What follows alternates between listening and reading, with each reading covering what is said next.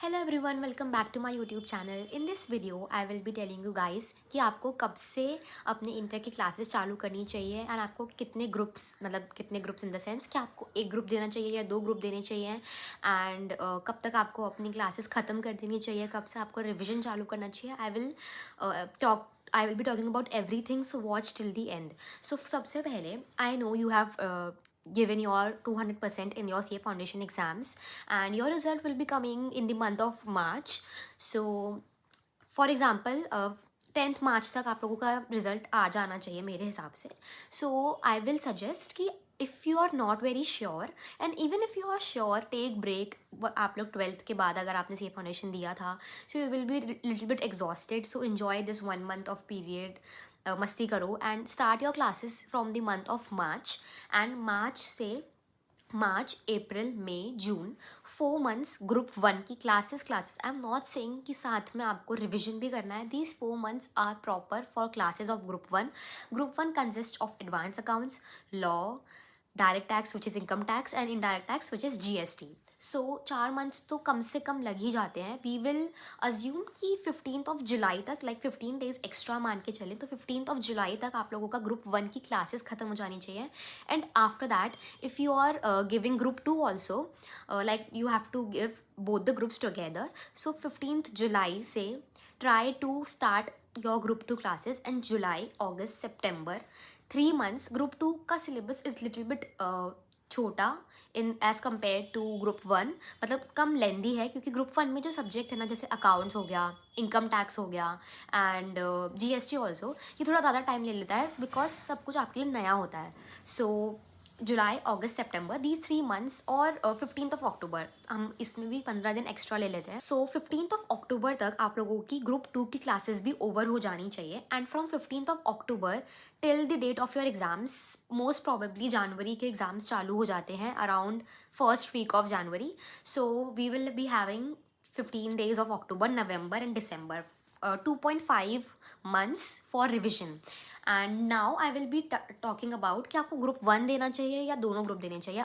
although I have already made a separate video talking about the advantages and disadvantages for group 1 and group 2, but still in short, in summary, I will again tell you guys कि group अगर आप दोनों group साथ में देते हैं ना तो what you get is the advantage of setting off. For example, to pass a group you need 50% in the group and 40% marks in individual subjects. For example, if you get 140 marks in group 1 and 160 marks in group 2, but your total becomes 300 out of 600, so you will be passing. But अगर आप सिर्फ एक ही group देते हैं and आपके आते हैं 140 out of 150, 140 out of 300, तो आप लोग पास नहीं करते।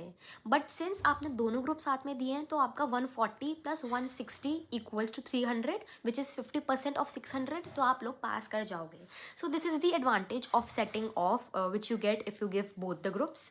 बट इवन इफ आपको सिंगल ग्रुप्स देने हैं because there are a lot of students जो कॉलेज में होते हैं, they are from regular college and they might not be able to give enough time to prepare for both the groups, so it is okay, you can give separate groups also. But for separate groups you need to score 50% marks, that is 150 plus to pass in single group. So this was about single group or both the group. Now I will be talking about how many revisions do you need to do in order to pass the exams. So as far as I suggest you should at least do 2 revisions, at least do two revisions. And if you will be left with more days, then you can obviously do more than 2 revisions. But after that 2 revisions I would suggest to give more and more mocks. आप 2 revision करो भले ही से, but try to give more test, more mocks, so that you will be able to जज your self कि आपको कहाँ पे और ज़्यादा मेहनत करने की ज़रूरत है। क्योंकि क्या होता है ना, कुछ लोग बहुत ज़्यादा रिविजन्स कर लेते हैं, like they do 3-4 revisions but they do not take the test. तो जो गलती वो लोग एग्जाम हॉल में करते हैं ना, तो वो तो रिवर्स नहीं हो सकती है। If you will give test then you will be able to identify your mistakes in the home itself. जब आप घर पे रह के वो मिस्टेक देख लोगे तो आप वही सेम मिस्टेक अपने एग्जाम हॉल में नहीं करोगे। So try to give more test, more mocks and that's it. And now I will be talking about whether you should go for offline coaching और online coaching. So guys, I think in today's time if you are taking online class then you should be properly discipline, because हमारे पास phone होते हैं, हमारे पास laptops हैं, there are a plenty of distractions available. So if you want to take online classes के खुद के एडवांटेज ये होता है कि you will be taking classes at your time, flexible होके, like after attending your college और after attending anything. Like आप रात को भी पढ़ सकते हो, आप सुबह भी पढ़ सकते हो, आप दिन में भी पढ़ सकते हो. It is at your pace.